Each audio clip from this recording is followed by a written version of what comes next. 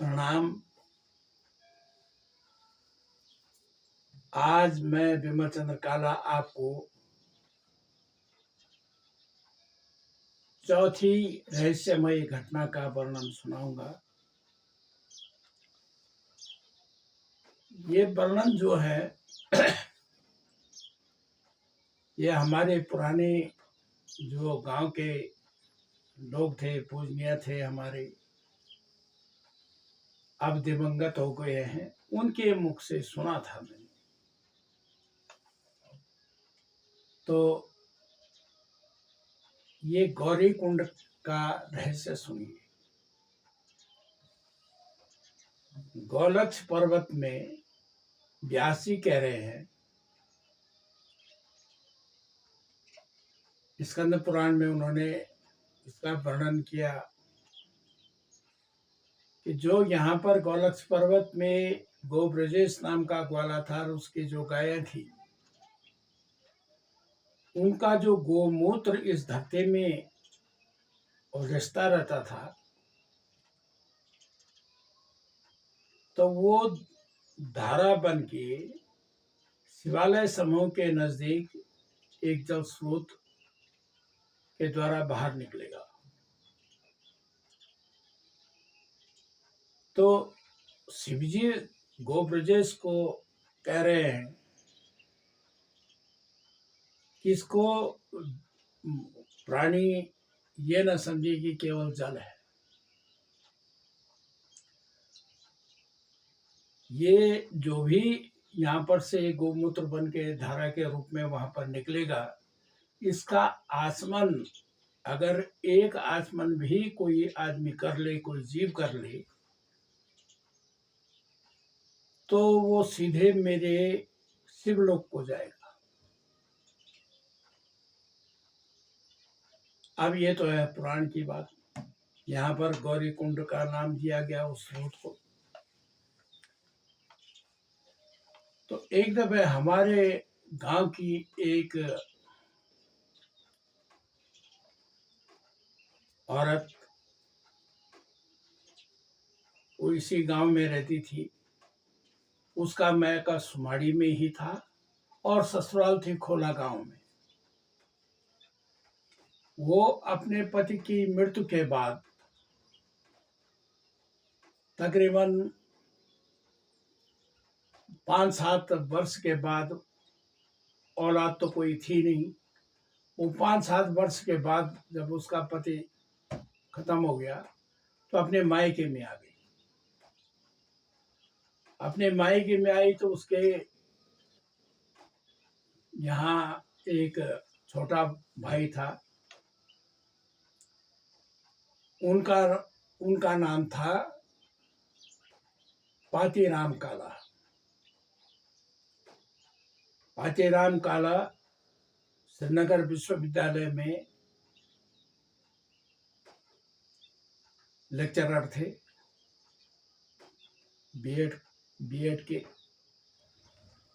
तो वो यहीं से अप डाउन किया करते थे, श्रीनगर जाना आना। उनकी जो बहन थी उसका नाम था शूड़ी देवी। तो शूड़ी देवी एक दिन तकरीबन 11 बजे के लगभग दिन में वो गौरी कुंड में पानी लेने के लिए गई। तांबे की गागर थी, उसको लेके गई।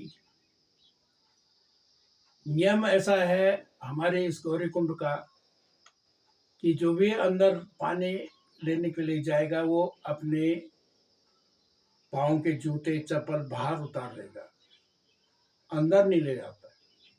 वो अंदर गई, चप्पल उतार दिए बाहर, वो अंदर गई।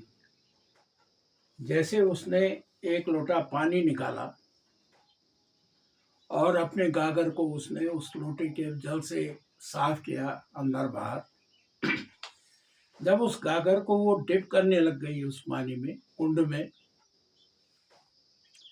तो उसने नाव के अंदर क्या देखा, कुंड के अंदर, कि तकरीबन 3 हाथ का एक बड़ा सर्फ सफेद रंग का घूम रहा है और उसके आगे पीछे कभी कभी सफेद रंग का चूहा साथ साथ घूम रहा है। और उस कुंड में पहले से ही पुराने लोग भी बताते हैं कि छोटी छोटी मछलियां रहती थी, जो कि तकरीबन 1 इंच से लेके और करीब 3-4 इंच की जब हो जाती थी वो, तो फिर उसी जहाँ से वो स्रोत आ रहा है पानी का, उसी में चली जाती थी। वो कहाँ जाती हैं, क्या करती हैं, तो 3-4 इंच से बड़ी तो कभी भी नाव में नहीं दिखाई दिया। तो पुराने लोग किंवदंती थी कि ये पानी जो है श्रीनगर अलकनंदा से यहाँ आता है इसमें। तो और ये जो धारा बन के गौमूत्र भी जा रहा है तो उसी गंगा जल में जा रहा है। तो जब अगर श्रीनगर में नदी में बाढ़ आ जाती है या पानी बढ़ जाता है, तो जैसे ही वहाँ बढ़ता है तो वैसे इसका रंग भी बदली हो जाता है और इसमें बालू भी आती है, रेत बह के। तो एक ये रहस्य है। तो जब उसने उन सांप और चूहों को देखा तो आश्चर्य में पड़ गई। उसने कहा ये पानी के अंदर और ये जीव चूहा, जबकि पानी में डूबने से तो इनकी मृत्यु हो जाती है। तो ये क्या रहस्य देख रहे हूँ। तब तक 3-4 औरतें और आ गई पानी के लिए। उसने उनसे कहा कि यहाँ देखो, यहाँ देखो, यहाँ क्या दिखाई दे रहा है। सांप भी है और चूहा भी है सफेद रंग का। उन्होंने भी देखा और उसके बाद वो दोनों उसी पसवा से, जहाँ से वो निकल रहा था स्रोत, उसके अंदर घुस गए और फिर दिखाई नहीं। तो शायद तब से आज तक उनको फिर किसी ने देखा नहीं। और ये भी नहीं कि उन्होंने अकेले ये बात देखी हो कि चलो हम कह दें नहीं, वे झूठ भी बोल सकती है वो औरत। लेकिन 4-5 ने उनका समर्थन कर दिया कि हमने भी देखा, हमने भी देखा, हमने भी देखा। तो इस पर यकीन करना बहुत आवश्यक हो गया था गांव वालों के लिए। और उन्होंने देखा तो ये एक आश्चर्यजनक घटना थी ये जलकुंड की।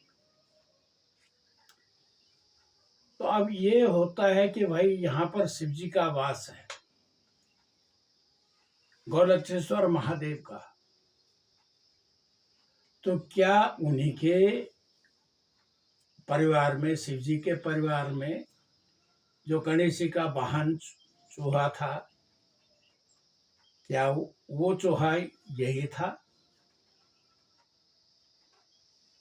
और जो नाग था, क्या वो नाग शिव जी के गले वाला था? ये रहस्य की घटनाएं हैं।